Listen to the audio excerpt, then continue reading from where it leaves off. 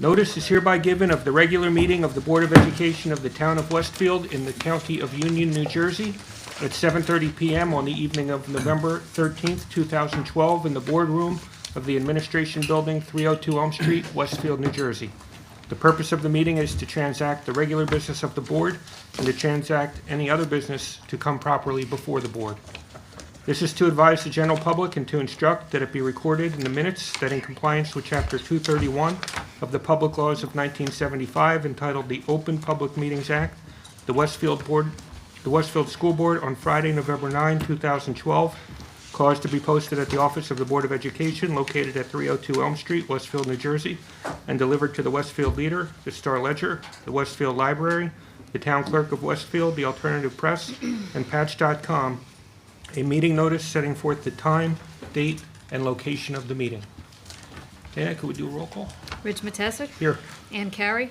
Here. Jane Clancy. Here. Mark Friedman. Here. Roseanne Kerstead. Here. Ginny Lights. Here. Gretchen Olig. Mitch Slater. Here. Mark, could you lead us to the pledge? Yep, please join me. I pledge allegiance to the flag of the United States of America and to the republic for which it stands, one nation, under God, indivisible, with liberty and justice for all. Thank you.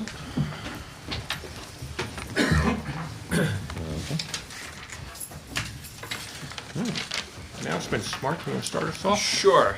I have two. First one is about the Thanksgiving holiday. Just a reminder, all Westfield Public Schools will have a 4-hour session on Wednesday, November 21st, and will be closed for Thanksgiving recess on Thursday and Friday, November 22nd and 23rd. We wish all members of our community a warm and happy holiday. For those less fortunate, the New Jersey Food Bank will be collecting frozen turkeys and non-perishable food items at Franklin School this coming Saturday, November 17th. Have a good holiday, everybody. And then the second one is an announcement about athletics. Last weekend was a big one for the Blue Devil Athletics. Girls JV field hockey defeated Oak Knoll for a Union County championship. The girls JV soccer team defeated Scotch Plains Fanwood for a Union County championship. The girls varsity soccer team tied with Scotch Plains Fanwood 1-1 in 100 minutes of play for a co-championship of Union County. And our boys cross-country team won the sectional meet, while the girls cross-country team finished 4th in the sectional meet, which qualifies them for the state competition. The varsity field hockey team lost in the last 10 seconds of the NJSI AA sectional semifinal. We congratulate all of our student athletes for their hard work and excellent results. Thank you. This is from Westfield High School. Westfield High School College Night will be this Thursday, November 15th from 7 to 9 p.m. More than 80 college representatives will not only be present, but will be bringing care packages for our local residents who suffered losses in the storm. So that's Thursday, November 15th from 7 to 9 p.m. Mitch? Yes, this is from the mayor. Mayor Skibitsky has asked us to communicate the following.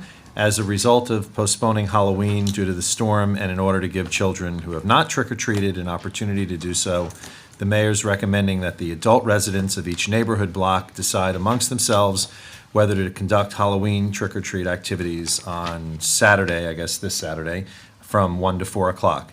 If your neighborhood decides to participate, the mayor recommends that children be supervised and that all activities happen during daylight hours. Rescheduling of the fall dramas. Roosevelt Intermediate School's performance of Get Smart will be held at 7:30 p.m. on Friday and Saturday, November 16th and 17th, and at 2 p.m. on Sunday, November 18th. Westfield High School performance of the comedy A Little Hotel on the Side is rescheduled for November 29th through December 1st. All right, the next Board of Education meeting will be held Tuesday, November 27th at 7:30 p.m. here at 302 Elm Street. With that, I would recognize the public for agenda items only.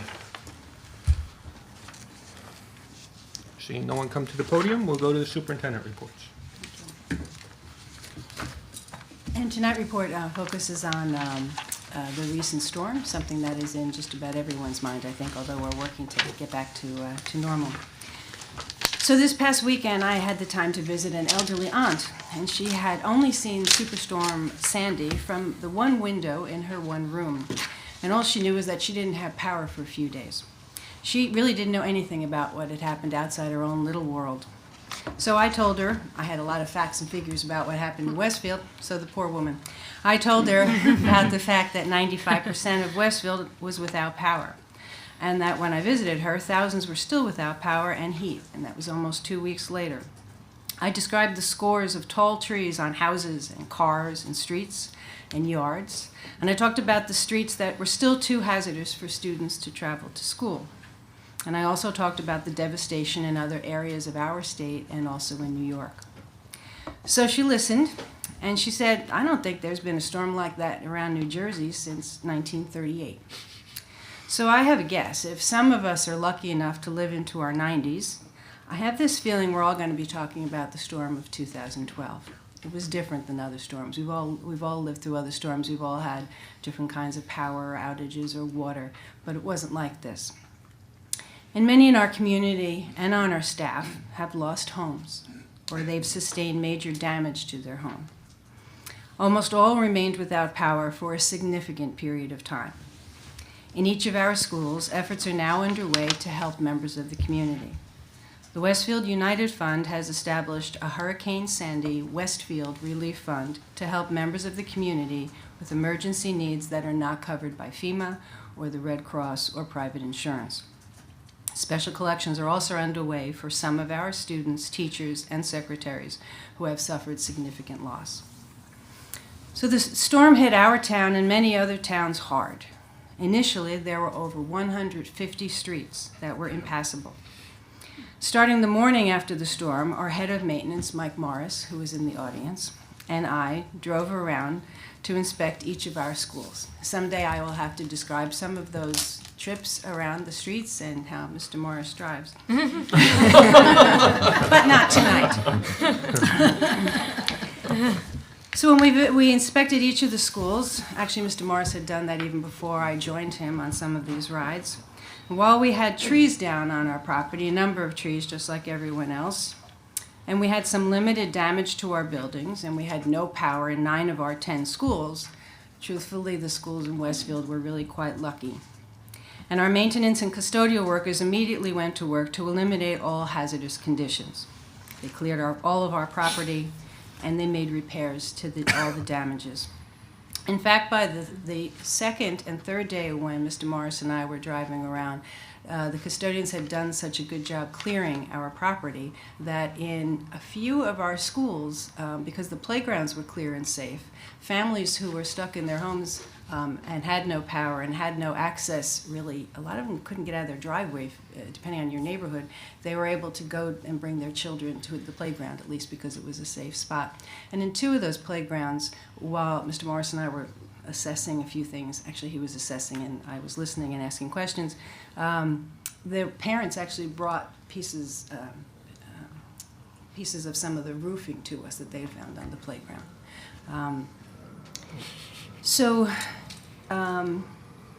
But our maintenance workers and custodial workers have done such a good job of our own property, our own little world of our schools, that if we had power, a big if, and if the streets had been free of hazards, another big if, we could have opened our buildings two days after the storm. So I would like to thank Dana Sullivan, Mike Morris, and all of the maintenance and custodial staff who worked to make our schools safe, even as they had no power in their own homes and had their own damage at home that they took care of when they returned at night. Throughout the aftermath of the storm, Rich Matesic, our board president, Dana Sullivan, and I were in contact with town officials. Regular conference calls were held with Mayor Skibitsky, Jim Gilday, Police Chief Wayman, and Fire Chief Kelly. And while no one was able to wave a magic power wand, everyone was able to work cooperatively for the good of the community. And by late Wednesday, the major streets leading to Westfield High School, by late Wednesday, the second week, the major streets leading to Westfield High School, Edison Intermediate School, and Roosevelt Intermediate School were cleared, and we were able to safely open our doors to students on Thursday. And by Friday, we were informed that the streets were safe enough for all of our students to return. So I'd like to thank all the town officials for their assistance throughout the process, and I'd like to thank Rich Matesic, who was quite an effective leader during this whole process. When the power started returning, our administrators came to work through a number of potential scenarios. No one could promise when power would return to specific schools, so we discussed how we could open schools on staggered schedules, sending students from a school without power to one that was already up and running. The Greek Orthodox Church had agreed to allow one of our schools to use part of their site if the home school was still without power. This building, the administration building, was actually just about the last building to receive power, but honestly that was the least of our problems, and we had established a system for essential staff to work with phones and computers in the high school. We had many contingency plans sketched, but in the end, because of the number of streets that were hazardous, we just had to be patient.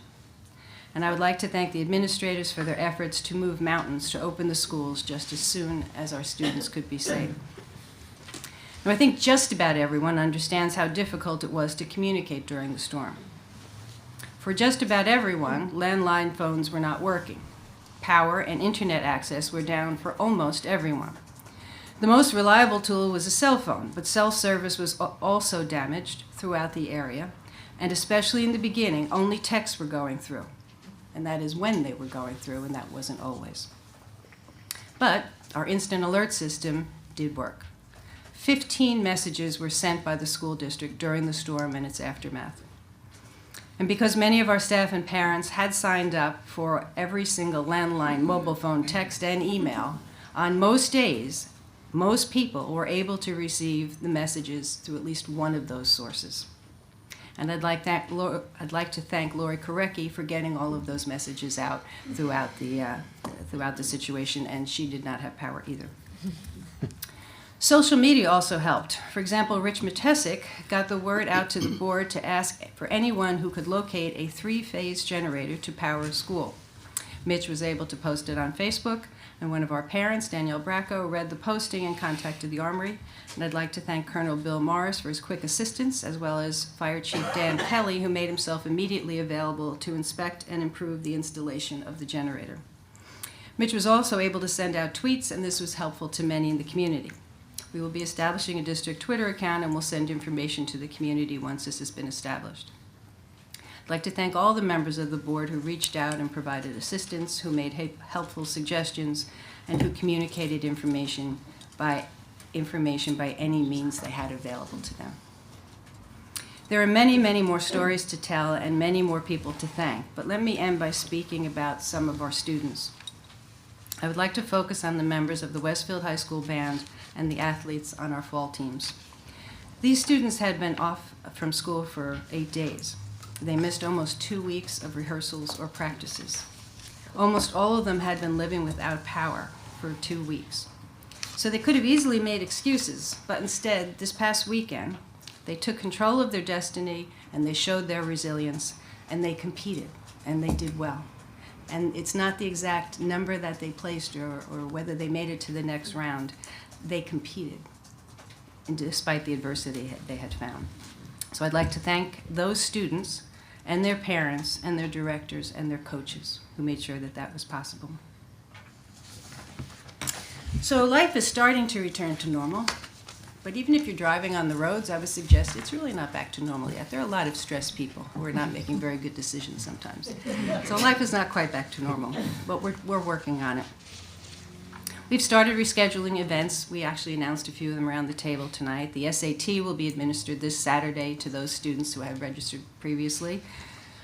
Elementary teachers are rescheduling parent conferences with their parents of the students in their schools.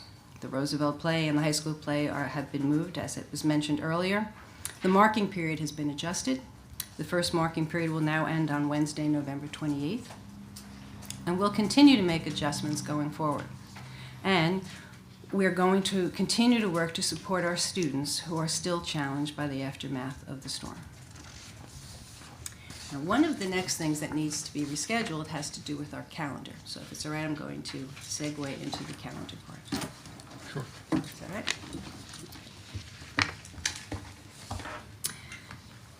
So we're going to start with a few basics because the rumors are flying out there. So I'll try to start with some basics. Excuse me.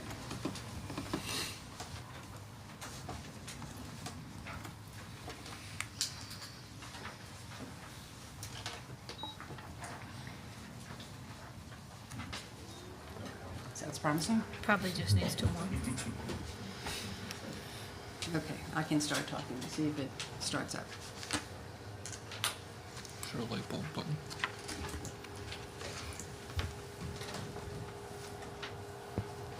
There it goes. There we go. So let's start with the basic. New Jersey requires that there be 180 days to the school year. Okay. Now, there are rumors out there that that's going to be changed because so many schools were impacted by the storm. While that's true, maybe someone else could try that while I keep talking.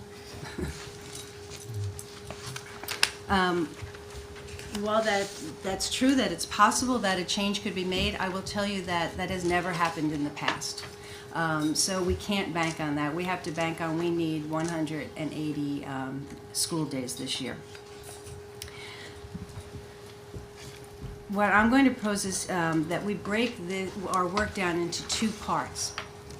Part 1, I think tonight I'd like to focus on getting us back to 180 days because we're not there. Right? After that, that's fine once we get to 180 days. But as optimistic as I am, I think it's highly likely we're going to have more storms that are going to close school during the year. So we're going to need contingency plans.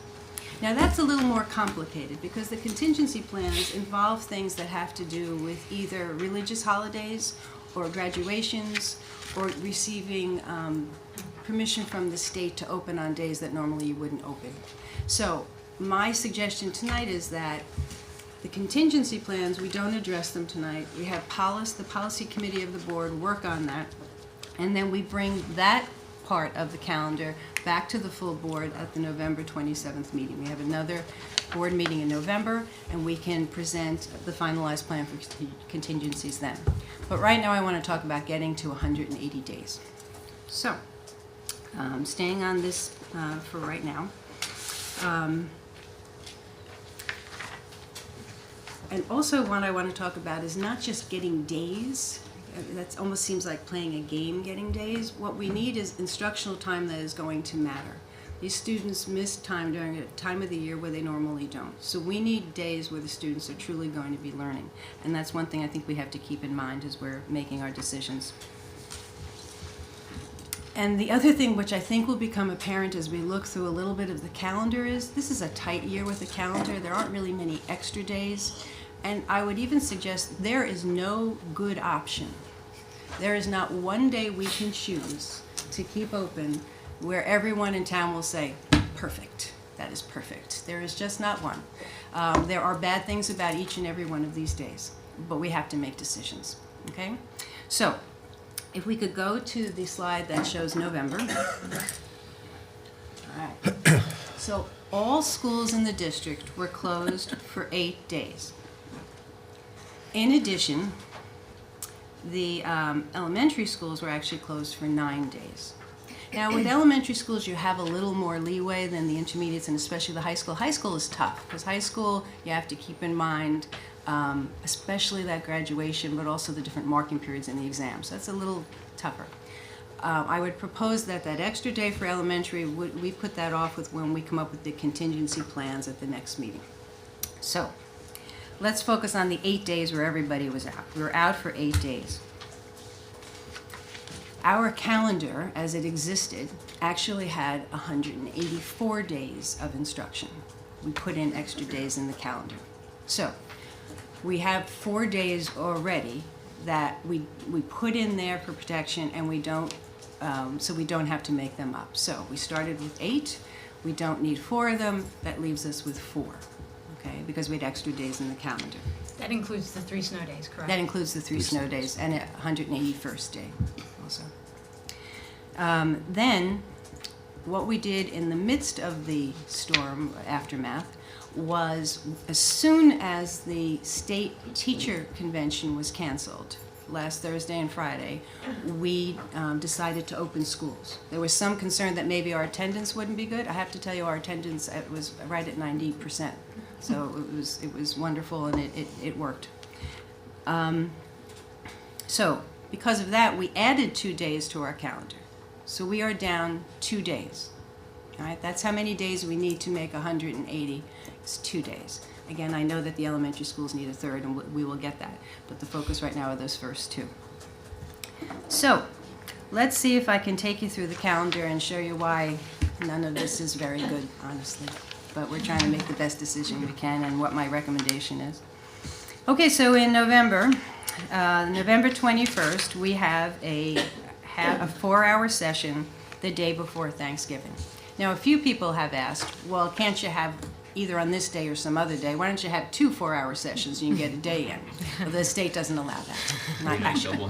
That's right. Could be a double header. That's right. But the state doesn't allow it, and I actually tend to agree with the state. If you come in twice on the same day, I don't think that's 2 days of instruction personally. Then we have Thanksgiving Day, and then we have the day after Thanksgiving. Now, you could consider that, but I don't think you are going to have enough students and enough staff in the school on the day after Thanksgiving. I mean, that if there is one family holiday on the calendar, that is the family holiday for everybody, and not everybody's family lives in town. So I don't think you're going to have enough students or staff to have a real school day. So that would not be my recommendation. That brings us to December. Okay, now some years you're lucky with calendars and some years you're not. So Christmas happens to be on Tuesday the 25th. Right? Now, if it had been on a different day of the week, maybe you could have made it where you could have come in the day before Christmas. It wouldn't have been popular, but maybe you could have made it work. But it's a Monday. I'm thinking there are enough people who might have made plans. And I don't think on the 24th you're going to have people. And to be honest, I think because that whole week is a week off from school, and going up to January 1st, I think enough people have made other plans to be with their grandparents or to visit the sister-in-law or wherever they are. In my judgment, I don't think you're going to have enough people to have a valid day of school on any of those days. Which brings us to January. Okay, and New Year's Day, I think for a lot of people is a day filled with traditions. I believe that's the case. That brings us to Dr. Martin Luther King Jr. birthday and day on January 21st. A day that's important to recognize. A day that, by the way, one of Westfield's great traditions, in my view, is the annual commemoration service for Dr. Martin Luther King Jr. For those of you who don't know, at noontime every year on the birth date, we gather at the Martin Luther King Jr. Statue on the circle, and we march to a different house of worship. Every year the ceremony is held in a different house of worship in the town of Westfield. And we march there, and then there is always a very moving ceremony, and it's not just moving, it's informational, and it reminds us why we do celebrate this day and commemorate this day. And the committee, there's a very, very loyal committee that puts this day together, and they always make sure that they reach back to the next generation. So they have essay contests and poetry contests and art contests, and then they have speakers as well. That's an important tradition in this town, and an important one for the next generation, so everyone remembers why we celebrate this day. So my recommendation would be that we have a 4-hour session so that we can have students and staff and parents available to attend the ceremony. And I also think during the morning of that day, that in our schools we certainly should be making sure that we are remembering why that day is special.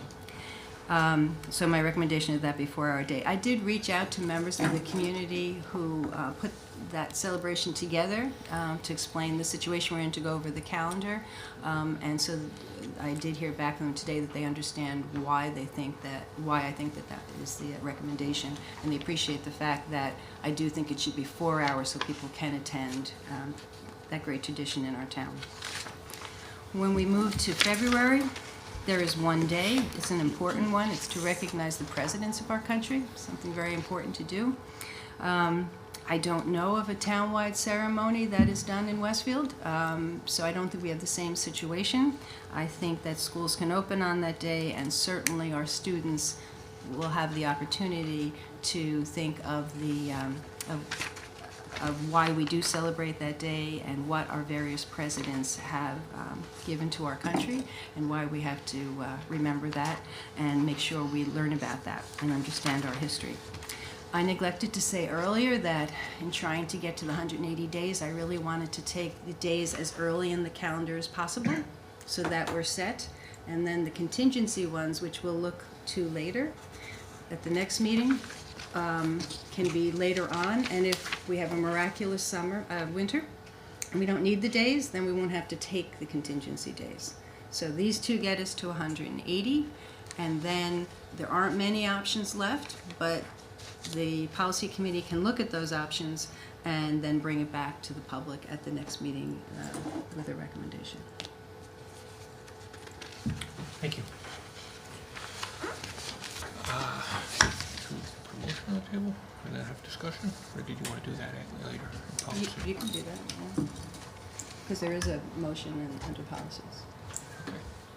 You can do either way. So, you want to wait for policy? Okay. Yes, so I'm going to ask that we move the policy motion to this portion of the meeting and then have discussion. So I would ask that we consider policy motion number 2 to approve a revised district calendar for the 2012-2013 school year with the changes Dr. Dolan just outlined, to have a half-day session on Monday, January 21st, and a half-day or full day on February 14th, I would recommend a full day. and a full day on Monday, February 18th. Have a second? I'll second. Second. Any comments or questions? Ginny? Yeah, have you discussed this with the teachers and administrators associations, and do you have a reaction? That is a good point, because both of these days are federal holidays. So yes, I did talk to the Teachers Association and did speak to administrators as well. And their reaction was? They understand that this is an unusual and, in my view, hopefully a unique experience and a unique calendar. So yes, they're fine with the recommendations. Okay. Some people have asked me about Saturdays, and so I was wondering if we can talk about why we haven't suggested Saturdays. Saturdays are possible. You need permission from the state before you can open on a Saturday. It can be difficult. You certainly have to plan it far in advance. It could be part of the consideration for the contingency plans going forward. That can be considered. And I think you also have to take into consideration that some people observe on Saturday, and that might not be a good option for those. So, I mean, taking all that into consideration, yes, we can absolutely consider it, and if we think it is the best way to fix the calendar, then we would have to ask for approval from the executive county superintendent, but we can do that.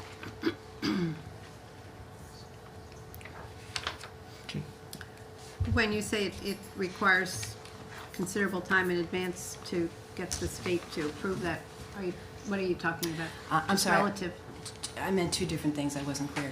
You have to ask for approval. I don't think that will be that long. I think you have to plan the Saturday far in advance, Okay. because there are so many competing things on Saturday, both schedules of staff members and schedules of students involved in other activities, et cetera. That I meant two different Okay, things. okay. So just to be clear, for the public's sake, when you refer to contingency time, what we're referring to is time that may have to be used if we have to make up a date because of weather-related closures That's through the exactly winter. right. So if we have a snow day, we've used all of our snow days now to make up time from the storm. And so, looking at the calendar, we're really very, very light on any possibilities, and that really might require some Saturday time It might, right. in the future. Right. I mean, really, the only other options are having to do with the spring break, which also has aspects related to religion that you have to watch and Right. consider, and then you have the end of the school year. Yeah. And the end of the school year certainly has considerations, including graduation. Is any of this possible? Yes, any of it is possible. Is any of it optimal? I don't think so. But one of them is going to be chosen as the best solution. But yes, to be clear, the contingencies are if we have to close another day for whatever reason, whatever weather it is, once we make up these 2 days, then we need a contingency for if we have to close again. I have, Correct. I guess, 3 questions. One, I assume from your recommendation that a 4-hour session satisfies a day requirement. Yes, under that's state law. correct. So when the policy committee is considering contingencies, well, no, never mind. I take that back. That's a stupid question. This may be as well. We're permitted, even though it's a federal holiday, we're permitted to open schools on that day?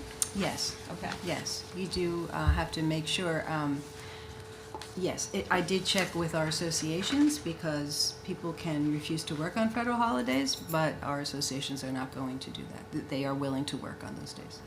And because the policy committee is meeting and going to make a recommendation before our next public board meeting, I guess if people from the public have a sense of a preference, we would like them to email us and communicate that to us. We certainly could do that. I'll just make one recommendation. I don't think this is a time, thoughts are great because someone can come up with something that not one of us at this table will think of.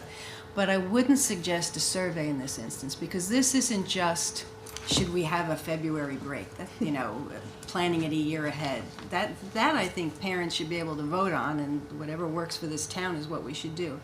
But with this, there are so many things we have to comply with, including, when we can move graduation to and all of that. It's not really what we like. It's more what So we're going to get a lot of uninformed opinions, is what you're saying? Yes. Well, we could, Right. sure, because why would everybody know all the laws regarding it and all the who you have to apply to for this and all of that? So, yes, ideas are fine, but this is not a time where I think a survey is helpful. Okay. From a learning perspective, the half-day in the high school and in the especially in the middle schools and the high school, typically half-days have been not, I don't know how to put this, there's not a lot of education going on in the half-days. No one's fault, it's just sort of, they happen to fall, whether it's the day before Thanksgiving or things like that. I mean, do you anticipate, especially, in a high school where there's 9 classes, how do you think that's going to work? I think that's a good point, because we've already said, but we're going to continue to say to our staff that, again, those students were out for 8 days. Mhm.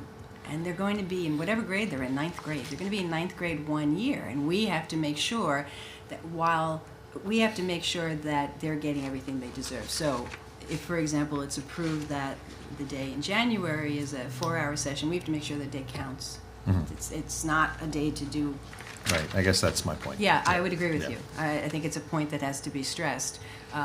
Everything has to count because the students need the instructional time. They need the serious instructional time. Okay. Any other comments or questions? Any comments from the public on the limited point of, yes?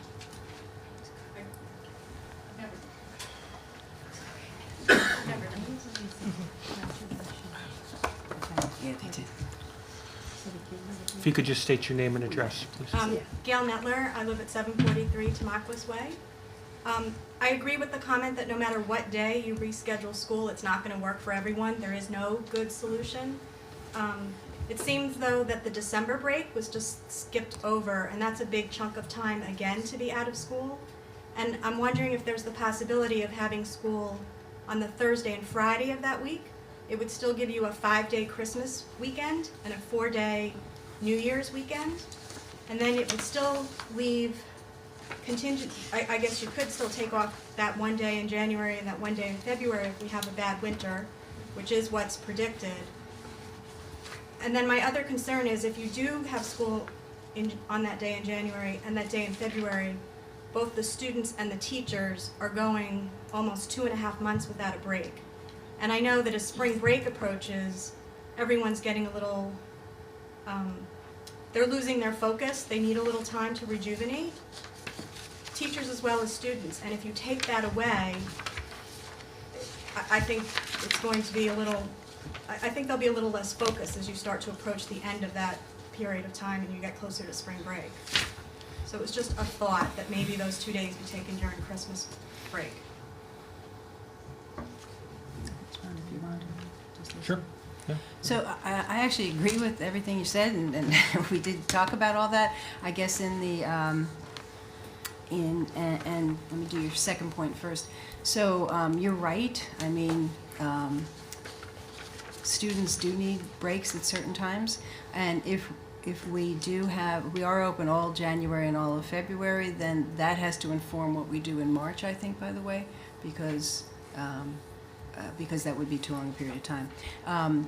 You're absolutely right. We did look at those days there. In the end, do I know this as a scientific fact? No, I don't.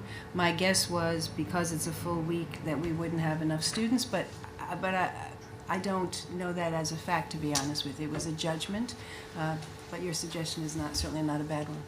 Great. Just from experience, I think there's a perception that a lot of people travel that whole week, and I don't always find that a case, especially with the economy the way it's been in recent years.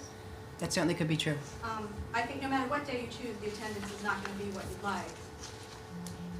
I just think making up the days earlier leaves you more room to make up if you need additional snow days. I would agree. Anyone else? Eric?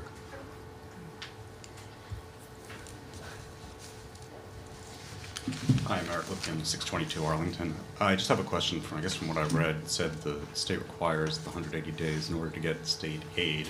I guess as you fall into the contingency date, should we have to do that? How much exactly is at risk if we don't have a day? Granted, we do want the days, but what's at risk if we don't? Enough that it would make a difference. You're right, we don't get a great deal of state aid, but we do make use of everything that we do get. And plus, you know what, I really do think. Granted, we do want them to get Yes, the education in, but I'm just exactly. curious practically what was It's a few $1 million, A few right? million? Because, we get about 95% self-funded, Right. 5% federal and state aid. It's got to be about 2 to 3 million. It is. Yeah, at least. All right, thanks. Gary? Yeah, Gary McCready, Mohican Drive. One thing which I think it might actually be workable is to take those days where truly not much education takes place, and those are the testing days.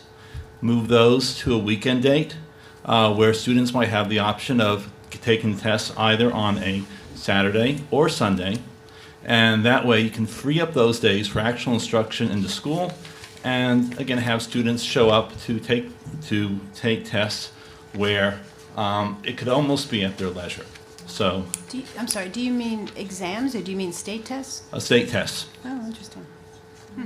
Can we move them? I can't move them, but we could recommend to the state. They're heavily We could bring regulated. it The up state as a- has to move them. They're heavily Right. regulated. Yeah, It's not our they're option. well, everything's regulated. So No, well, but you know what regulated means. Yes. Directed.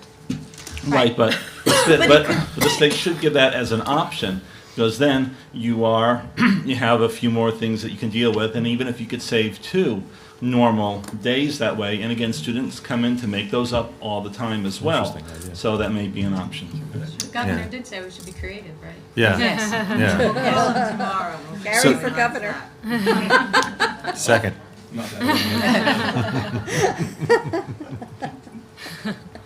Was there a comment, another comment? question. Pam Kettleson from Stanley Oval. Where's the fourth day? I know we've lost all 3 of the snow days, but where's Sure. the fourth day? Our calendar usually includes 181 days, although the state only calls for 180. Oh, okay. Sorry. Okay, great. Thank you.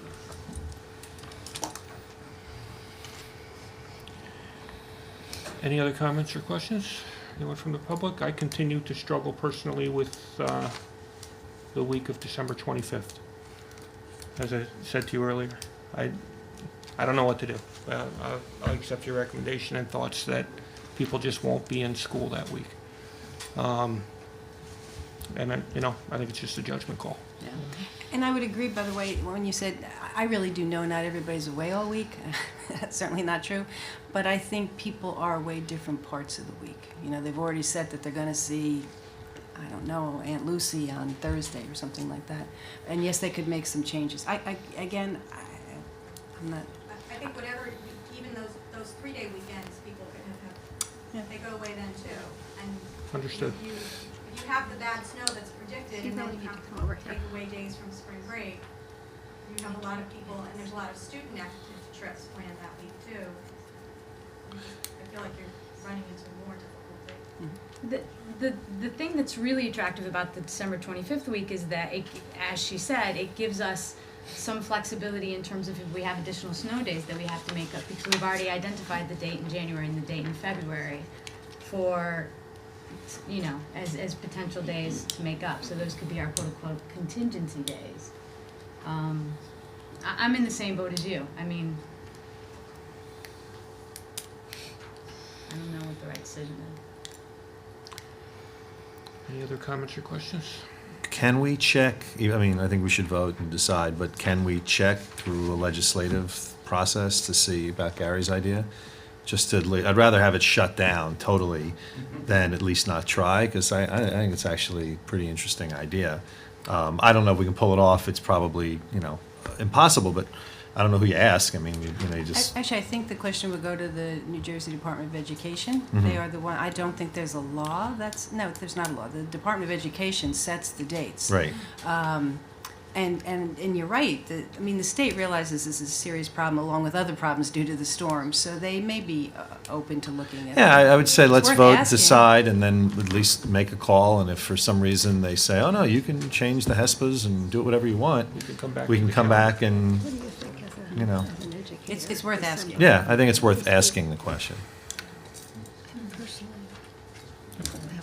But is every grade tested? So like K through 2 wouldn't be tested. You're right. And then the HESPA at the high school is only in the 11th grade. So are the 9th, 10th, and 12th graders, would they have a similar? You're right that all students are not tested. Yeah, So how many would- grades are not, yeah, there's, K1, 2, 9, most 12, 10 we usually give a practice HESPA to. Oh, not this year though, that's right, because they're changing the test. So yes, many grades not tested. Yeah, so what would we do with those kids? is there typical I think that's education on probably- those days for everyone else? Yeah, Yes. yeah. Yeah, close, we were close. Any other comments or questions? Yeah. Vote. Rich Matesic, Yes. Ann Carey, Yes. Jane Clancy, Yes. Mark Friedman, Yes. Roseanne Kirsted, Yes. Ginny Lights. Yes. I'm sorry, did you say no? I said yes. Oh, I'm sorry. Gretchen Olig, Yes. Mitchell Slater. Yes. Motion carries. Were there any other comments or questions regarding Dr. Dolan's overall presentation? Yes. I just wanted to make a comment from the technology side as chair of the tech committee, because I think Dr. Dolan hit on a couple of real important issues, and I just wanted to reiterate a few that our committee, the technology committee, is going to meet this Friday morning to discuss the impact on our district-wide communications from everything that happened with Hurricane Sandy.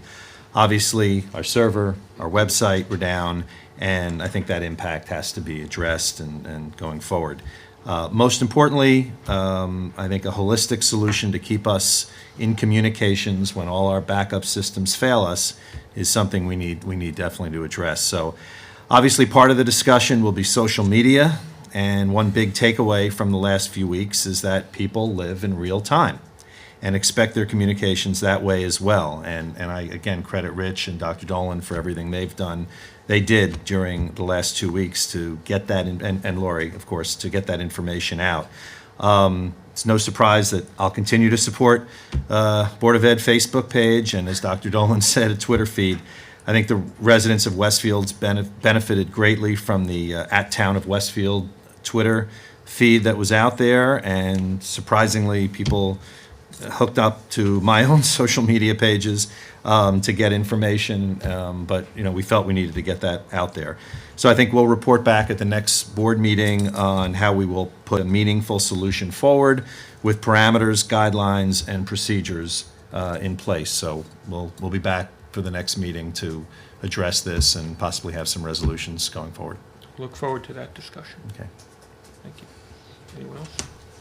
Chris? I was just gonna, Dr. Dolan spent a lot of time thanking everybody else. I just wanna make sure we thank you for lots and lots of hours and time and energy spent over the last 2 weeks. Absolutely. Ginny? So we heard about what happened and what we went through, but we didn't hear any, and maybe it's too early, thoughts about where we are regarding what we need or what we should have in place or what we might require in the future. When do you expect that the board might be able to hear some of that thought? Oh, maybe we can add it to the next meeting. We certainly started keeping notes even in the midst as we were coming up with scenarios of what would be important. Some things as simple as, so we are so used to our main communication with our staff is our email system. And with that down, it was difficult. And so we did not have the emails, for example. And it took a while before you could even use email, truthfully, for most people. But once you could, we had a limited number of personal emails for staff, for example. We could reach them through Honeywell alerts, but not everything you need to communicate can go through alerts like that. And we had a number of we certainly had phone numbers for all staff members, but some of them were landlines that couldn't work. And so those of us who have long contact lists in our phones were pulling out as many as we had. But so the spreadsheets we need so that everyone can be in communication no matter what goes down for how long. There were items like that we talked about immediately. We certainly have spent time talking about the technology and the judgments you have to make. You can get all kinds of redundancies, excuse me, and you have to be careful you're not getting a redundancy for one particular situation which may not happen again, and the next catastrophe is different. Right. And how much does it cost? I mean, you can get a lot of redundancies, but you have to figure out, is it worth the cost? Right. And tomorrow, part of my agenda with administrators is actually talking about other lessons learned from everyone who's been participating, from different staff members, from parents who have made suggestions, and from the administrators. I think that's really what I'm looking for, kind of in as we take a little bit of a step back and a broader view, lessons learned from on the ground, and then 10 feet up, and then maybe a mile up, so we see. And as you said, the trade-offs are going to be cost and likelihood of reoccurrence, because there's always a risk analysis that you've got to go through as to, what do you really want to make redundant? I thought of one other thing that's on my list that's not with me. So this superintendent would really like having maybe 4 snow days in a calendar. Yes. Because we're starting to have this pattern of really odd storms. Yeah. And we were lucky last year, if you remember, when districts like Cranford were out a long time, and Berkeley Heights was out a long time, and Summit and Providence, we were not. We were lucky last year. But the superintendent would like to see another snow day in that calendar, so that way we may be a little better, in better shape, and parents can plan a little bit better also. One of our neighbor schools has that, maybe Livingston. A lot of the towns a little farther north have that because they tend to get more snow. So Morris County, you'll find that. And so I think maybe we'll join those ranks. That's very reasonable.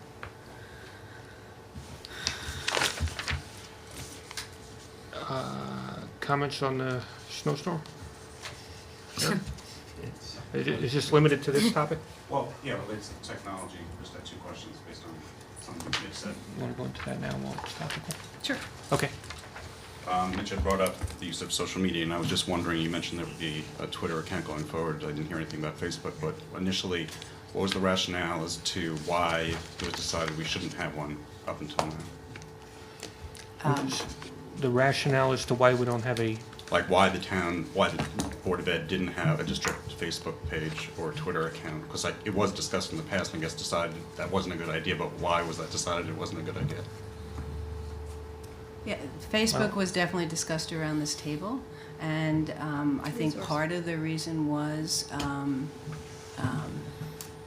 the resources to monitor a Facebook page for the district of this size, to be interactive and to do it appropriately. You don't just post and walk away with Facebook, and I don't have a staff member who can devote time just for that. That was part of the reason, wasn't the only reason actually. There were board members who had very other different reasons. Twitter was discussed, but not at the table. Actually, I think it was discussed in ad hoc technology. Was my memory regarding that. So I think going ahead, I think it's something we should do, and maybe we certainly use social media among teachers and teachers with students, but we haven't used it as a form of communication, and we also had a number of other forms of communication with parents. So those were some of the reasons I would say. Okay, and one other question. Is there a disaster recovery and contingency plan that exists for technology in general? Yes, there are redundancies built in. The redundancies that were built in were not done with the thought that 95% of the town would be out for as long as it was. So every time you do go through an experience, we do meet, we do talk about lessons learned, and that meeting is already scheduled for Friday. Okay, thank you. thank you. Anyone else on this topic? Garrett? Gary McCready, Mohican Drive. The one thing I really want to stress is that the district did an excellent job of what I would call communicating to expectations. The expectation was if you signed up for the Honeywell system, you put in your information, the school district would use it, and I think they used it excellently. I got used to hearing the voice of Lori again after not being on the board for so long, but it was great. He said when the updates will be coming out, and you usually beat those deadlines every time, and it worked, quite well. So whatever techniques you decide on in the future, again, hopefully you can maintain the communication to whatever expectations you set up. And one thing as what I would call a generic, and I'm just going to hold up my BlackBerry, but I left it over there. The minimum, whatever standards you use, should be readable on what I would call like an old BlackBerry with a very basic web browser, because that's sort of the lowest common denominator that people will probably end up having if they have a smartphone. And I would even stress the use of email, because that is really the common denominator that almost anybody who's got a phone, who uses it for something, is able to do on it. Because there are you spoke about putting your email list in a spreadsheet. Well, there's that way and a lot of other ways where you can, no matter what system you use, you can figure out a way to sync your email list up to, for lack of a better word, the infamous word, the cloud. Mm-hmm. There's lots of services out there that are not hosted within the district, but somewhere out there, usually redundant. And I could give a list, but that's more for a technology committee to look at as to what would be the good cloud provider that you can easily sync your email list with and just keep it up there for however you want to use it. And also, getting back to Honeywell for a second, if you're not doing it already, perhaps that's one of the things you want to ask the staff to sign up for as well, so you always have their information in that Honeywell system, which actually is a cloud-based solution.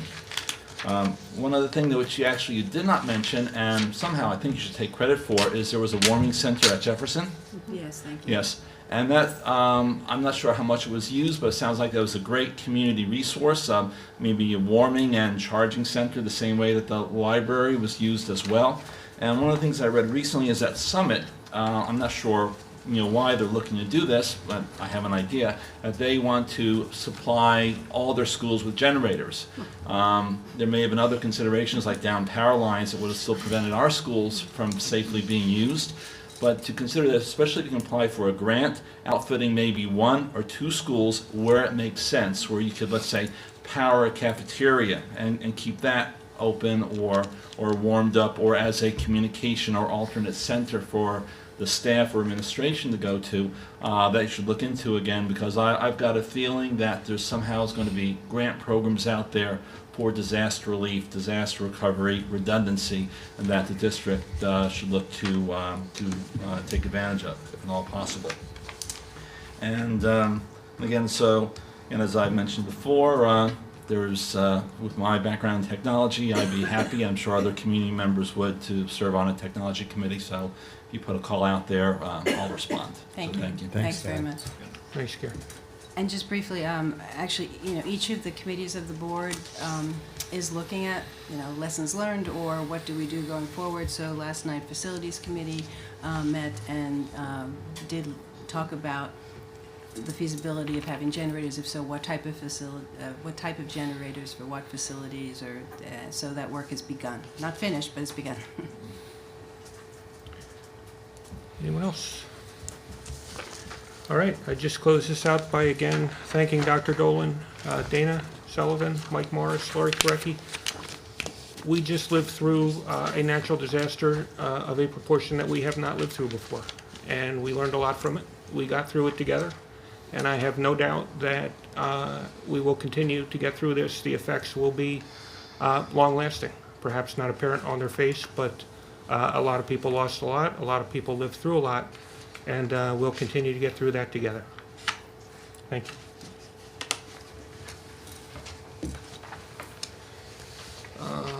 I'd ask the board to approve the minutes of the board meeting held on October 22nd, 2012, and the private session minutes of October 22nd, 2012. Second. Thank you. Any comments or questions? All those in favor? Aye. Any opposed? Any abstentions? Thank you. Go to personnel. Jane? Okay, I'd like to make a motion to ask for the board's approval of personnel items number 1 through 11. Second? I'll second. We have some discussion on one of the items. Yeah. we just- Actually, we're going to have at least 2. Oh, okay. You want to go first? Are we good? Yeah. Do we have a second? Yep, we have a second. So if I could first, maybe I'll just go in numerical order. So number 2 is the approval of the Marshall Teacher and Principal Evaluation System, including the state-approved practice evaluation instruments. And Mrs. Ball is going to speak to this.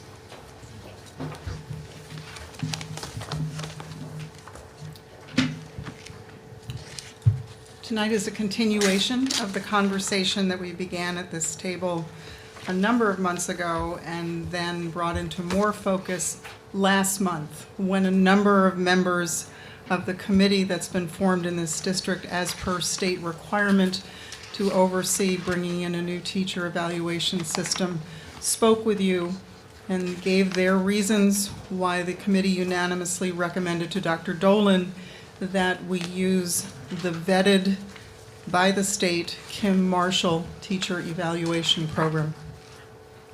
We joined some of our neighbors, Summit, Milburn, the Morris Union Jointure, others are joining as we speak, in recommending a model that we felt fit Westfield's needs and was unique because it stresses frequent observations, up to 10 a year, so that principals and supervisors can be actually in the classroom doing authentic observations of meaningful lessons. We saw the Marshall model as one that provides teachers the opportunity to receive honest and meaningful feedback throughout the course of the year. We found it to be a comprehensive, thorough plan that gave a truly thoughtful and reflective end-of-the-year evaluation model, which focuses first and foremost on helping all teachers, regardless of their years of experience, to learn and grow in order to strengthen instruction to our students. And it gauges their effectiveness as required by the state on a 4-point evaluation system. What we thought, and we were delighted that Dr. Dolan agreed, was that the model was built on clear and well-articulated expectations. Tonight, we expand that in order to comply with the state because they're asking in the same time frame that you as a board also approve an administrator's evaluation model. And it is advantageous that Kim Marshall has now, over a number of years, put into practice a principal's evaluation model. To us and to this committee, it made sense to use a system that follows the same track as that of the teacher's model. It makes sense that it will provide all of us a common vocabulary, a similar data model. It means that Westfield, in our opinion, will have a seamless vision for evaluation. Just as the teachers, the principal's evaluation model is predicated on frequent, unannounced observations. In this way, it's possible to see an administrator truly in action and to gauge his or her effectiveness with the schools and departments that they service.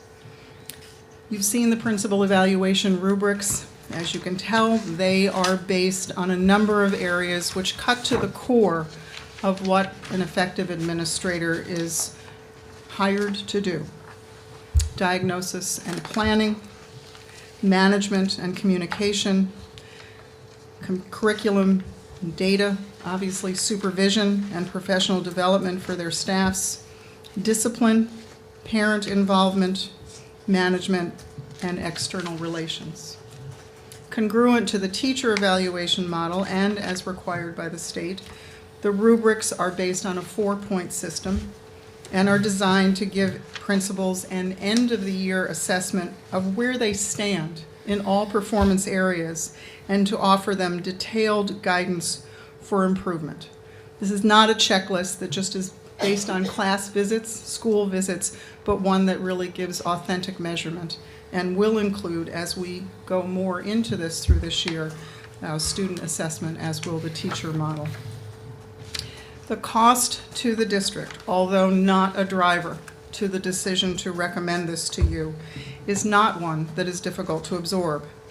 Kim Marshall, as we discussed last month, offers all of his rubrics and every bit of his evaluative materials at no cost as open source materials, which is unlike any other vetted model in the state. The software models that go along with it have costs that are equally low, not nothing, but equally low. And that is, as we talked last month, approximately $12,000 for the 10 buildings to have the software model that would provide the rubrics for evaluation in the first year, and then less, probably by $4,000 a year in subsequent years.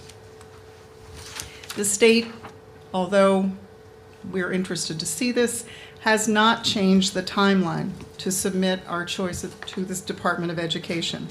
Although we've missed the time that we've just spent some minutes discussing, they are still asking for, before the end of this calendar year, that we provide a formal presentation to them in writing of our discussion and then our decision and the reasons for it.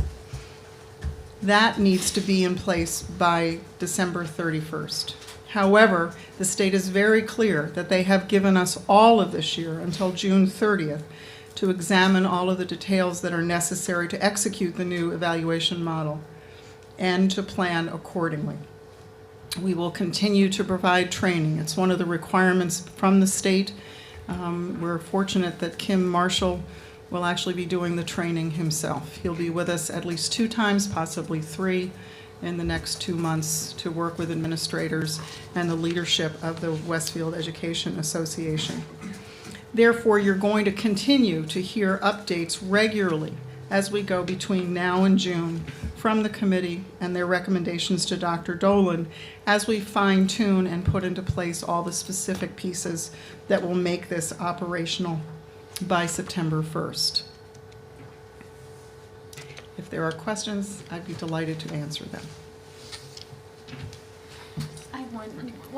At the last time we talked about these, we talked a lot about the logistics of how the teacher evaluations would take place, and Stu was here and gave us a sense of what it would look like in terms of dropping in, unannounced visits. How does it happen with the administrators? How does that evaluation occur? And who does it? I mean, is it you? Is it Dr. Dolan? It goes exactly the same way. The state has not yet made it completely clear of whether they're talking about just principals being evaluated under a new model for next year or all administrators. The committee talked about this and agreed that it makes the most sense for us to do the same model for all administrators. So in the case of building principals, it would be Dr. Dolan who would be doing unannounced visits to walk halls with them, to see something in action, and would keep a schedule with her secretary so she'd know that she was doing it. In the case of assistant principals, it would be the building principals who would be doing the same with their direct reports. In the case of the supervisors, it's Paul Pinheiro who has them as his direct reports. And so it will spread out a bit, but the direct responsibility for principals falls to Dr. Dolan.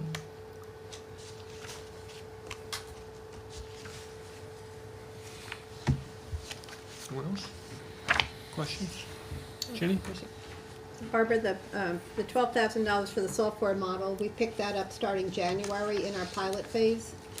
That will be an official start, Ginny, on July 1, but we are prorating some of it for the piloting that we'll do starting in January.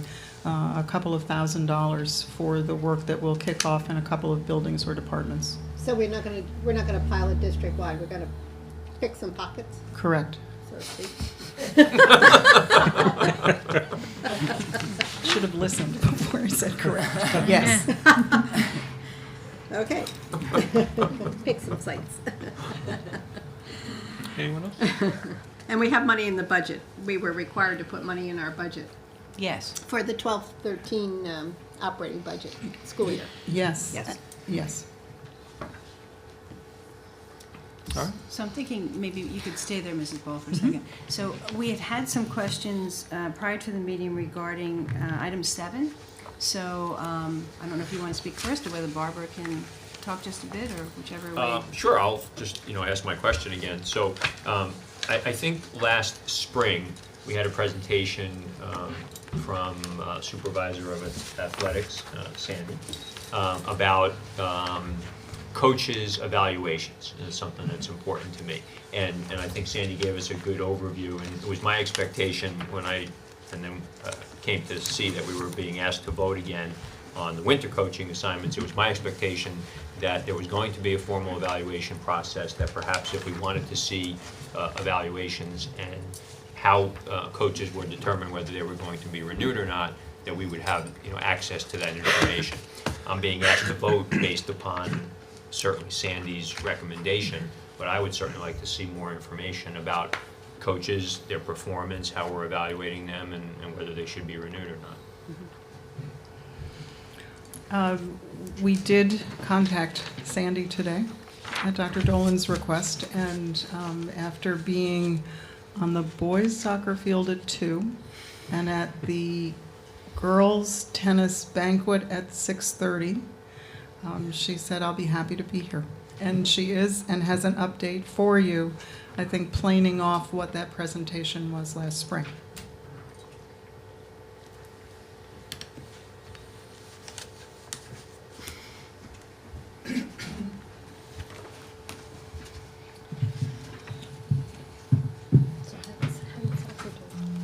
Who was playing? Hello. It's good to be back. So what happened with soccer?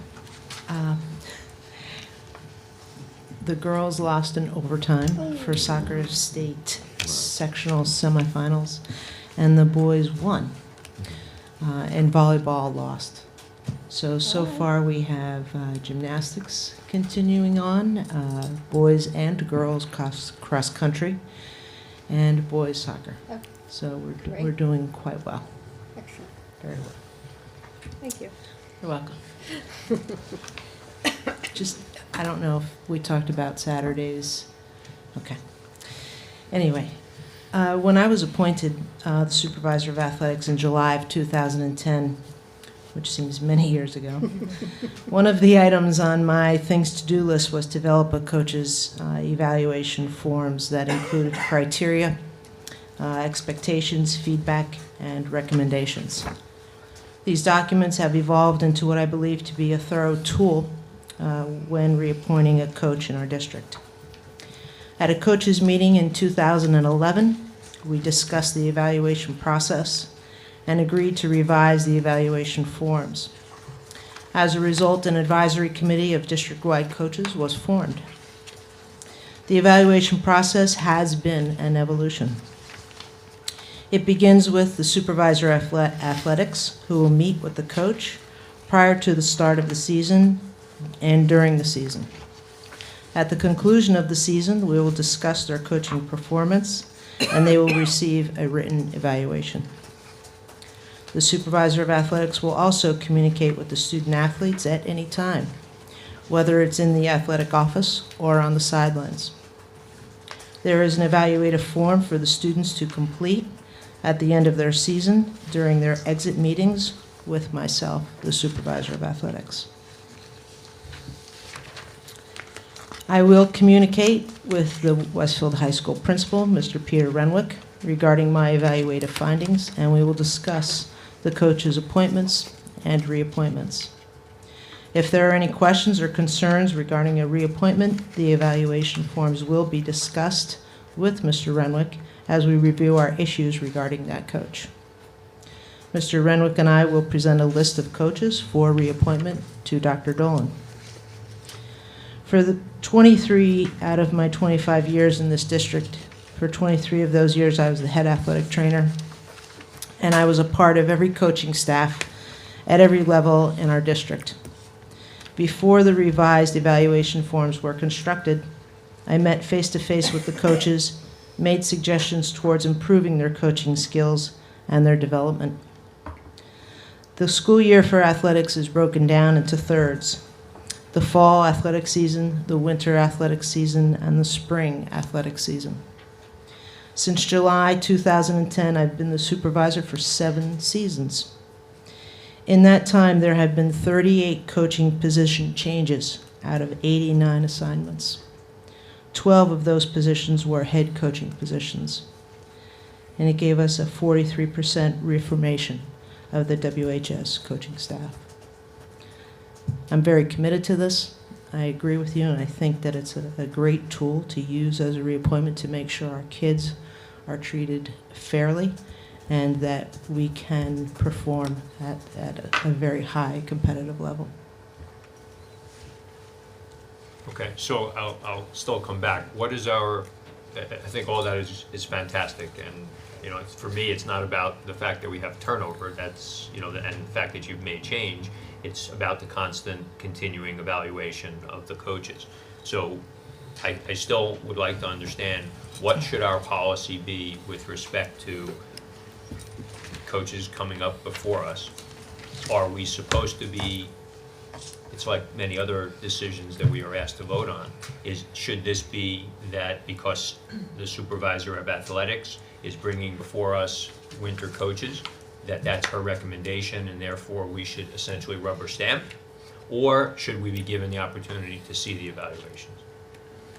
I think it is, if the board determines that they would like to review them, the evaluations before a vote, the board can determine that. The board hasn't determined that, and as with most things with the board, I don't think like one person can do it, but if for example, I know the board is trying to schedule a date so we can look at some new board goals. Maybe that's a board goal, or maybe it's a board discussion. I mean, it can be, and if the board determines that, then that can be the case. And now we have a new evaluation system that is in place for coaching, and so you would be able to do that before voting on seasons going forward. So that can be the case. Since we're talking about the fall season, was this? This one's winter. I meant that, thank you.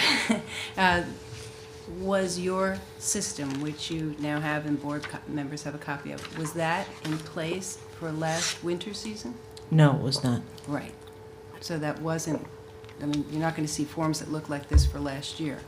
it's in place for now. That's why you came to the board last spring. Correct. To talk about implementing it. Correct. But it's not as though we have these forms for last winter, because it's a new system. So what is the first round of coaches who will have an evaluation on this form? Is it just this past fall? Correct. Okay. And when will those be completed? When this season is complete and I gather all of our thoughts and finish that, it should definitely, I mean, if you'd like a time frame, Well, I think, you know. I mean, it's your notes there sound like you have a good policy and procedure about Correct. who does what and Sure. and when. I think it would be helpful to have a timeline in place that says, for the fall season, coaches' evaluations will be done by X date, and then if the board deems it something that they want to do, we know when it's available to us, and then I'm sure it comes before us, pretty much at the same time every year, so. Right. Right. Okay. Thank you. You're welcome. Thank you. Anyone else? Questions for Sandy? Comments on the topic? Thank you very much. Thank you. So I have a comment. Please. Thank you, Sandy. I think it's important that we have that, and I'm glad that you have set up a structure and a clear procedure for evaluating the coaches, because the coaches are very important people in our children's lives who are with them a lot and who have a real influence on not only what kind of athletes they'll be, but on the people that they can become. And I think it's important that that's being evaluated constantly, continuously, and in a very systematic way. So I'm looking forward to seeing how this process goes forward.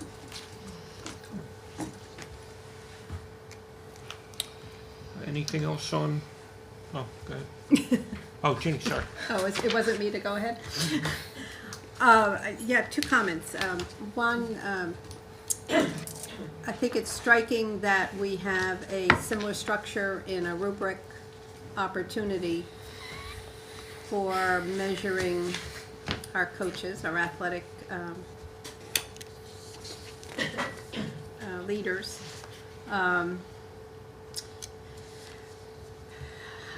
It may be possible to develop actual rubric measures over time that equate to categories of excellence, proficiency, needs improvement, unsatisfactory. What I'm wondering is would there be a need in the future, would there be a value to setting some quantitative expectations for measurements and what those measurements mean as far as committing to a coach? In other words, a certain level of accomplishment that's quantitative based on outcomes within the rubric scoring, because these are quantitative scores when things are said and done. So those are considerations, and I'm sure you do that based on a visual review as well as an understanding more of a more concrete level of actual interactions and what you've observed, heard, and outcomes. But this certainly gives the structure for a more thorough understanding of categories of scores. And maybe that would be helpful in starting to understand, because certainly different people might interpret the different expectations at different levels. And I think part of setting up a standard is to have a clear and consistent statement of what that standard is for each measurement category. That having been said, I think it's very dangerous for the board to involve themselves in the review of the actual material and the outcomes of the evaluations. I do believe it's our job to set up an expectation that an evaluation system meets with our our standards and expectations, and that it's properly, that we understand what a process for administration of it is, and that it's properly administered consistently.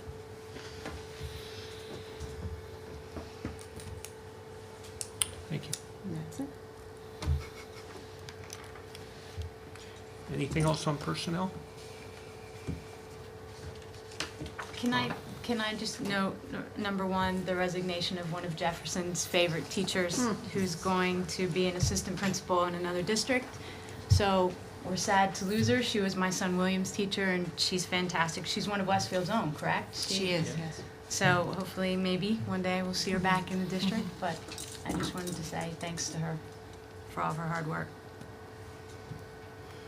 Yes, and she's so looking forward to their next phase to becoming an assistant principal, so we're all very happy for her, and yet, as you say, sad to see her go. So. Right. English. Yeah, but All right. why? How do we carve out things in personnel so we can have a separate vote? Which item? 7. Filling in for somebody. Do you want it a separate vote, or do you simply want to vote differently than all the other items? Yes.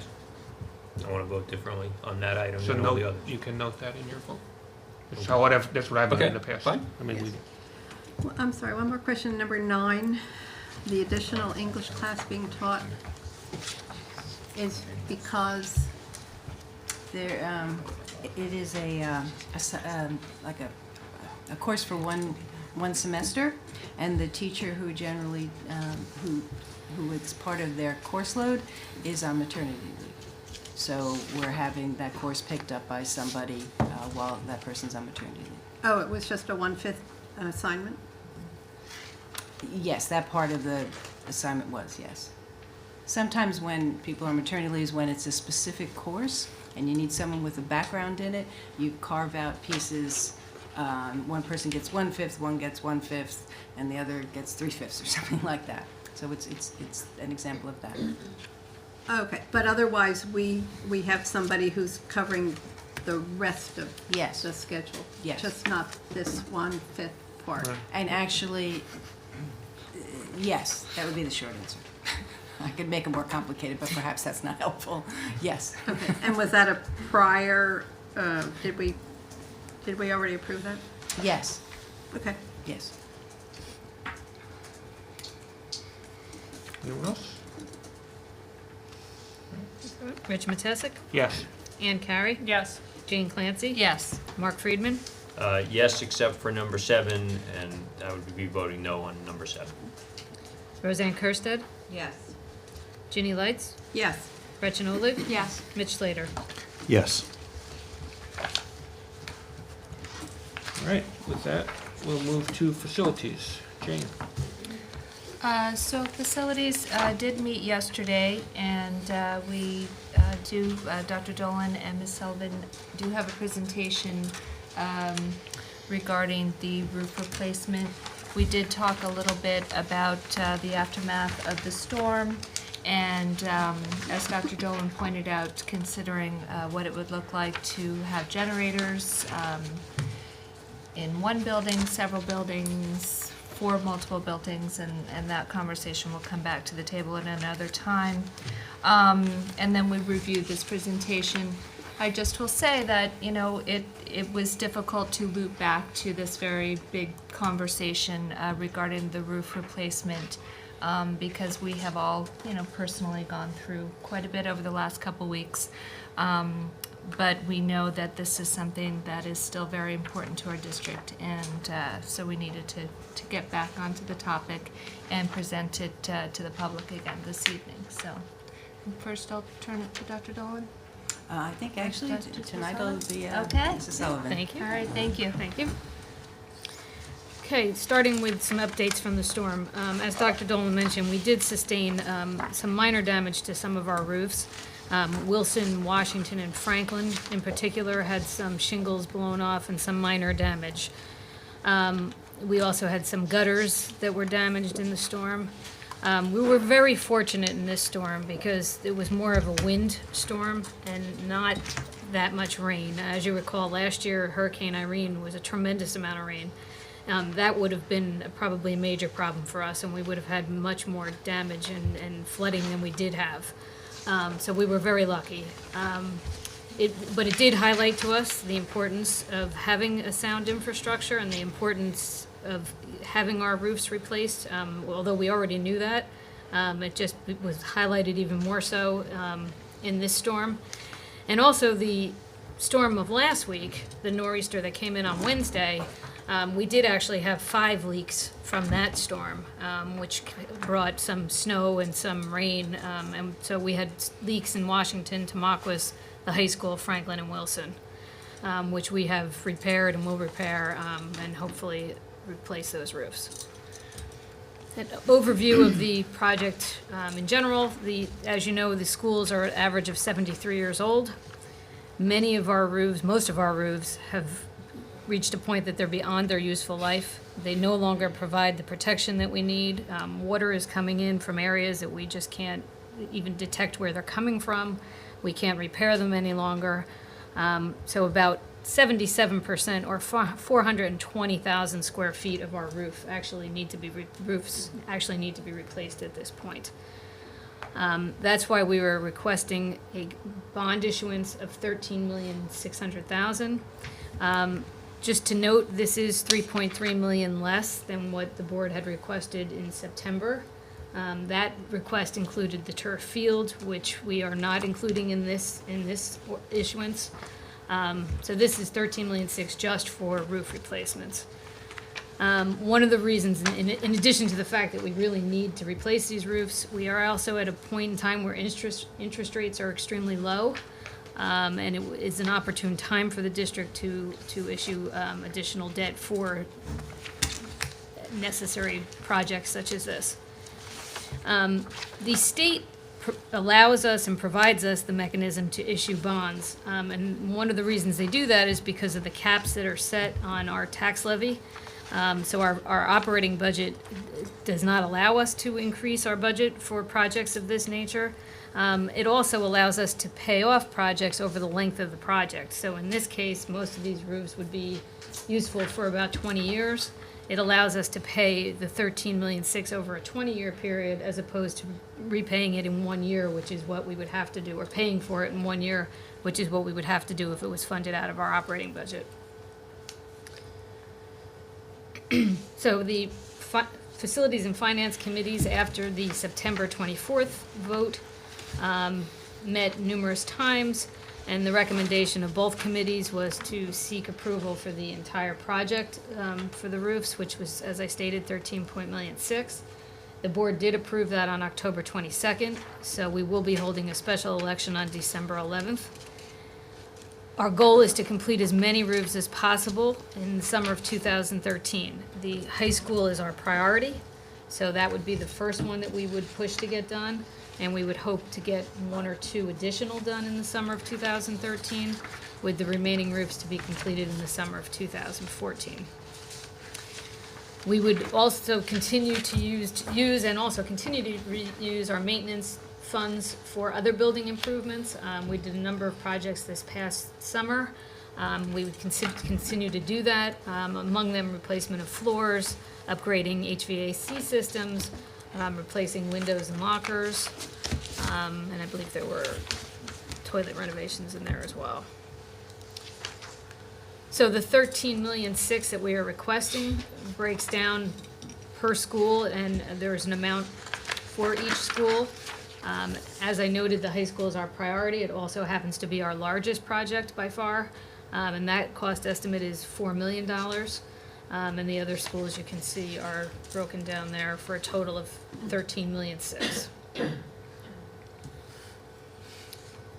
The estimated cost to an average homeowner, in 2014, for half of a year, we would start repaying the debt. And these are estimates because the board, there's numerous ways that the board can actually finance the bonds. They can do short-term financing for a number of years. They can do several different issuances for the total of the $13.6 million. So the board, if the bond does get approved, the board would have to make those decisions.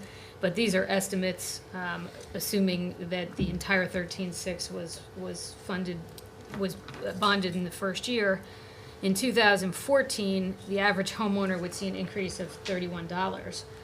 That increase would decrease every year thereafter. And the reason that happens is because existing debt would start to be paid off in 2015 and beyond. So the increase that you would see from the new debt is actually offset by the decrease in the existing debt. And you can, each year for the 20 years of the bond, you can see the increases and decreases that an average homeowner would experience. So the next steps, if the bond is approved, as I said, the high school would be our first priority, and 1 or 2 other schools we would try to get done in 2013. All of the other roofs would be completed in the summer of 2014. If the bond fails, the high school has to get replaced. That roof has to get replaced. We just can't wait on that for too much longer. So the $4 million needed for the high school would have to be funded out of the operating budget. In order to do that, we would have to reallocate funds from the 2013-14 budget into the capital project account. That would delay the project until the summer of 2014. Those reallocations would also have to be sustained for 2 more years, possibly 3, in order to fund the remaining roofs. So whatever reductions in programs and services we made in 2013-14 would be sustained for at least 2 additional years and possibly a 3rd. It may also require us to use all of our reserve accounts to fund the roofs instead of the other capital projects, which means other areas in our facilities, we would have to delay maintenance projects or cancel projects, which may create other issues in our facilities for years to come. So with the $4 million potential reductions, everything would basically be on the table. Every curricular and co-curricular program that's not mandated, we would have to look at closely to make reductions. Since a very large part of our budget is labor, and as is every school district, we would be looking at approximately 50 positions, possibly more, that would have to be eliminated. Some possible reductions, reductions to athletic programs. That would be both in the number of sports that we offer and the level. So it could possibly be freshman sports or JV sports for all teams or some teams. We would be looking at reductions to fine art classes and programs. We would certainly be looking at increased class size at the elementary level. Our average class size would be probably above 25. We would be looking at decreasing electives that are not mandated at the intermediate level and also increasing class size at the intermediate level to above an average of above 25. We would be looking at the high school level to increase required enrollment for certain classes which typically run lower enrollments because they're specialized classes, specifically our Project 79 and our AP classes. We would be increasing our class size in all departments to an average above 30 at the high school. We would look to decrease counseling staff district-wide. We would look to decrease librarians district-wide. We would be looking at decreases in technology staff district-wide, as well as possibly postponing our ongoing commitment to technology, which we've talked about a little bit before, and to our STEM program. And as I mentioned also, we would be postponing facility improvements, other facility improvements besides roofs, which could create potential problems down the road. And that concludes that presentation. Are there any questions?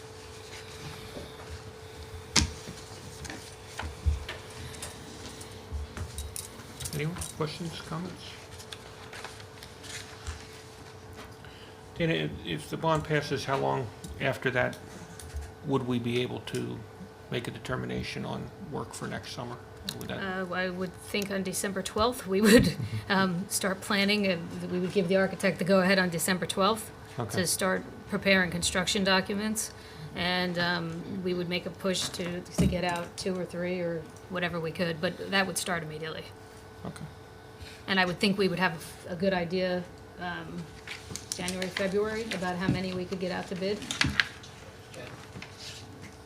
Thank you. Okay. And thank you, Dana. Just also to note that this information will be available on the school website. I know we have talked about it quite a bit, but this additional information will be posted on the webpage.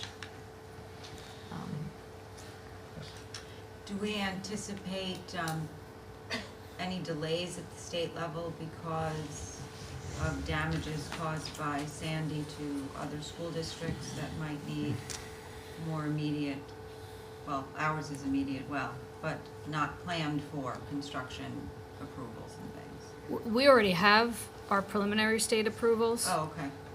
So then we would have to, once we started submitting documents, we'd have to submit to the state. But I wouldn't anticipate that would be. Actually, an interesting question. I'd be curious, George, if you could just comment on, about about Sandy roofs and just from your experience, from everything that's happened in the last couple of weeks. Because that's a good point about being able to get bids. Right, Yeah. construction costs. Yeah, that's really They're what my gonna be point busy. is. Yeah. Well, we did have some roof damage. In fact, that week, our office was closed for the whole week without power. I was getting calls. And we had two clients who had roofs blow off, EPDM, single ply roofs, okay? Lighter, right?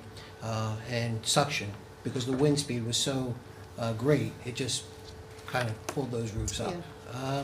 So those repairs were made by contractors who were fortunate enough to have available on an emergency basis to go out and make the repairs and replacements to those roofs that needed to be done. I think what we're going to find, in my opinion, is there is damage to buildings that has not yet been assessed in many, many parts of the state where this has not been a priority yet because of circumstances to be able to get up, particularly in coastal areas, and even parts of northern New Jersey, because I guess as we go further north, right, we've had more damage, and as we go further east, we've had more damage. So I think we will see some demand for those types of services. But I think your projects will be very attractive to contractors, and I don't think it's going to have an adverse effect on you. Okay, I think your projects are going to be, as they are, very good packages for the contractors to bid on. Okay, but I think we will see some effect to be determined. I think that in the case of roofs that have leaked, obviously a lot of those have been addressed by now, right? Because you can't have, you have to fix those. So more permanent repairs may have an impact. Okay. To answer your question? Yeah, no, absolutely. Thank you. And the sooner we would get the projects out to bid, Right. the Yeah, the better. better, right. And The sooner the that's better. what our push would be, Yeah. to get them out as soon as possible. Early bird gets the contractor work. Right. Thanks. Any other comments or questions? How else, I know we have the website, what other ways are we reaching out to the community to get this information out there? And where can people look or go to get more information should they need it? Right. We've already reached out, for example, to the PTC to set up a time, and are also looking for opportunities where the community's coming into our schools to get information out that way. It is a little difficult. I mean, really, most people's focus is really still on the storm and the aftermath and what we're doing. A few people's focus might already be on Thanksgiving. So we'll continue to work to get the information out in a number of ways, but again, it wasn't as though that has been a priority recently. So we're looking for all kinds of opportunities it's less than a month. The vote is less than a month, so we're looking for all sorts of opportunities where we may be able to speak to people who are gathered, for example. And we do have another board meeting before that, and then we have a board meeting the night of the vote, actually.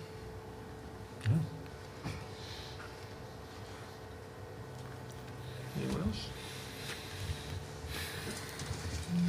All right.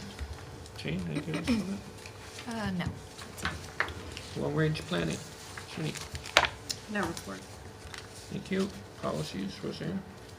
I'd like to move to ask the board for approval for final reading of the following policies to 2200 curriculum content, 2230 course guides, and 3240 professional development. I second. I just had one question. Okay, Just on the 2200 curriculum content, yes. in the second paragraph, it says, "The board shall annually approve a list of all programs and courses that comprise the curriculum and approve changes." When, with our new calendar, when do we do that? Right, you're right. It used to be done at the first meeting after the vote in April. With that change, we approved it, I believe, the last meeting in June, because we wanted to be in good shape for the school year. The full year, okay. Right, so that is what we determined. Items we needed in place for the next school year were approved in June, and then there are a few other organization items which will be approved in our January organization meeting. Okay, thank you. Wait for a vote. Rich Matesic? Yes. Ann Carey? Yes. Jane Clancy? Yes. Mark Friedman? Yes. Roseanne Kursted? Yes. Ginny Lights? Yes. Gretchen Olig? Yes. Mitch Slater? Yes. I didn't understand your answer. So moving forward, are we going to approve this at the reorganization meeting? No, because things like curriculum or textbooks have to be in For the place year? for a school year. Okay. So those are done in June. Other items, which make sense because it's the board reforming, those board items will still be on the January agenda. Another unintended consequence. Yeah. Yes.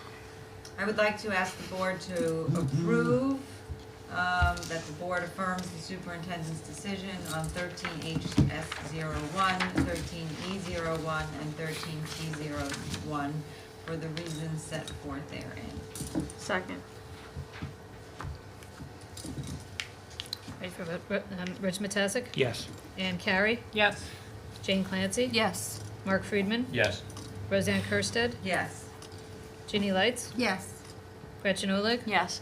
Mitch Slater? Yes. And then policy, maybe at the end of after the meeting, we need to schedule a date to meet prior to our next meeting to go over the contingency for the calendar. All right, curriculum, instruction, and programs. Yeah, No report tonight. thank you. Brings us to finance. I would ask the board to consider finance motions 1, 2, and 3. Second? Thank you. And would you like to discuss number 1? Yes, item number 1 talks about the approval of the assurances for what is called CUSAC. So New Jersey has a system of monitoring school districts, and there are a number of items which districts have to be in compliance for. The name of the monitoring system is New Jersey Quality Single Accountability Continuum, often known as CUSAC. This has to be completed and submitted to the state. The requirements fall under 5 main categories: instruction and program, fiscal management, governance, personnel, and operations.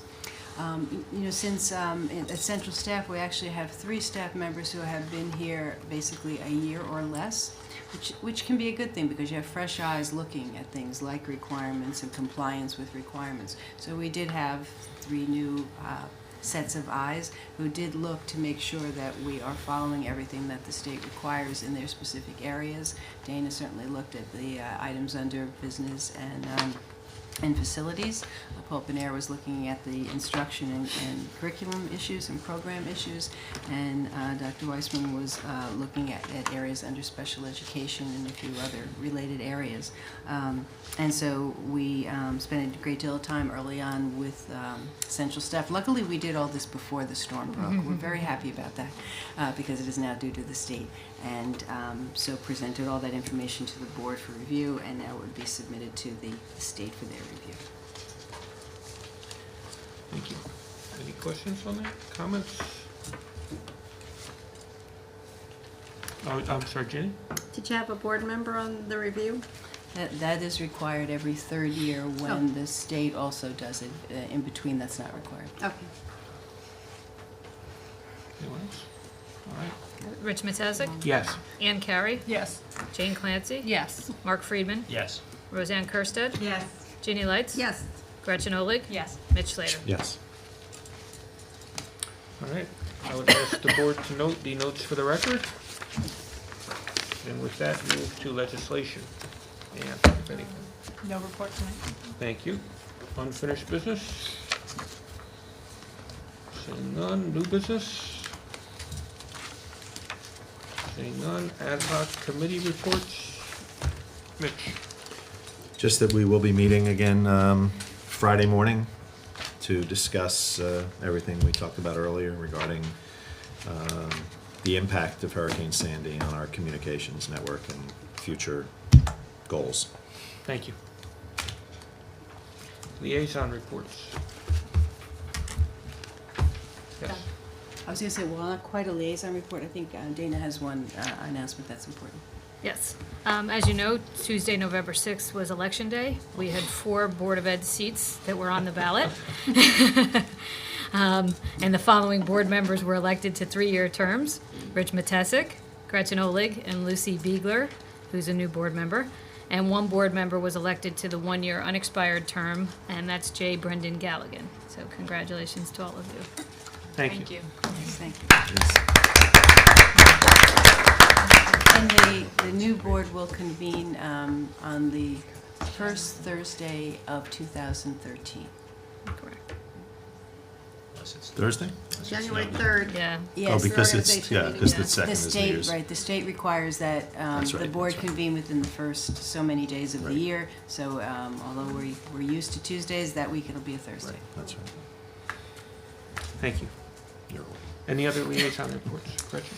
On October 25th, I went to the Westfield Memorial Library Board of Trustees meeting, where they wanted me to share with y'all that from January 20th to the 29th, they will again be having their study hall.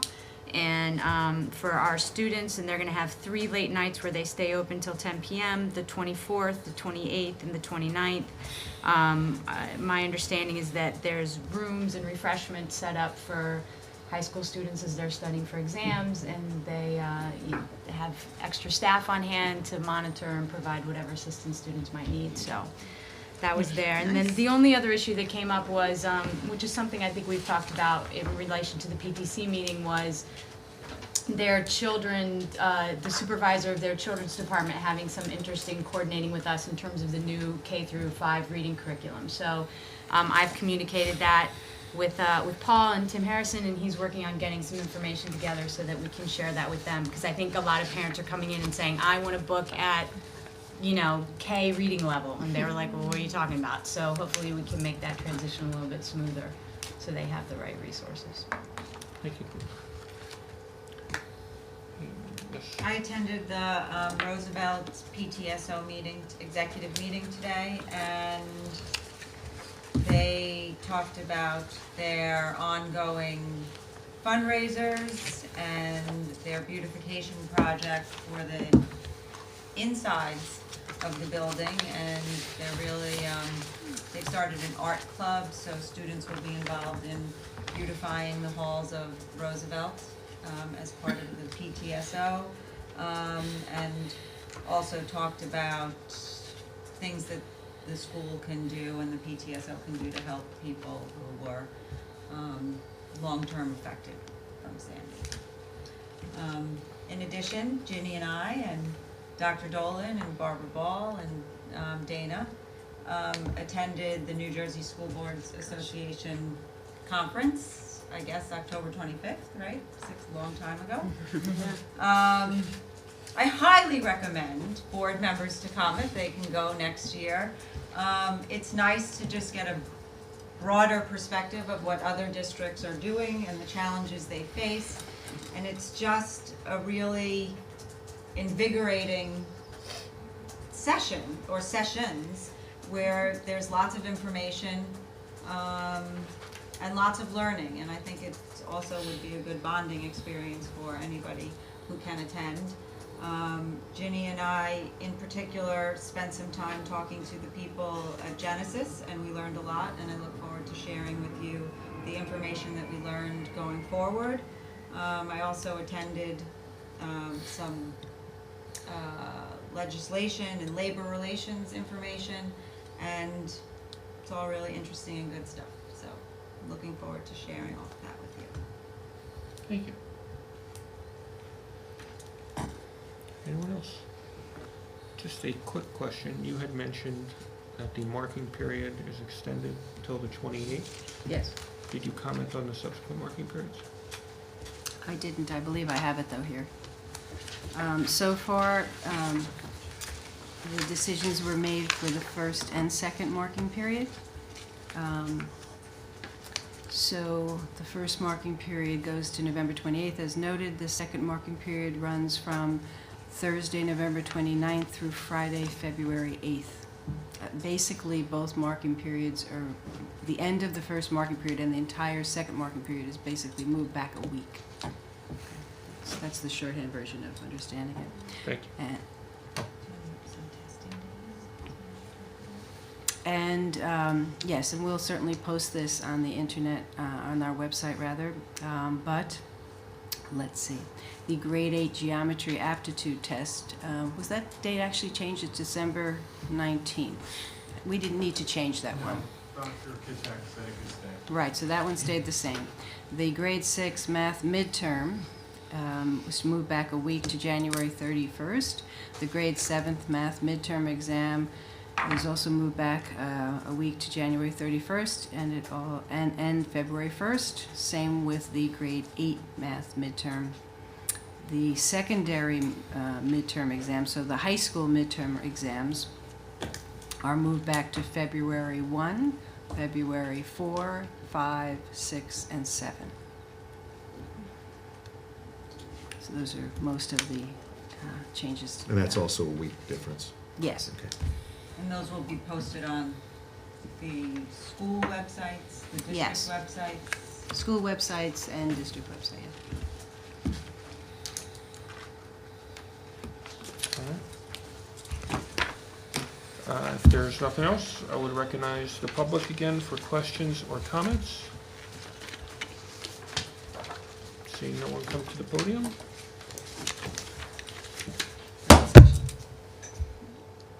Take that back. That's right. Skip that away. Cut that out. I wasn't quick enough. I apologize. I'd ask the board to approve the following resolution. Resolved that the Board of Education move into private session for the purpose of discussing matters rendered confidential by state and federal law, personnel, pending or anticipated litigation, and pending or anticipated contract negotiations. And be it further resolved that any discussion held by the board which need not remain confidential, and the results of the discussion will be made public as soon as practicable. Second, all in favor? Aye. Any opposed? Abstains?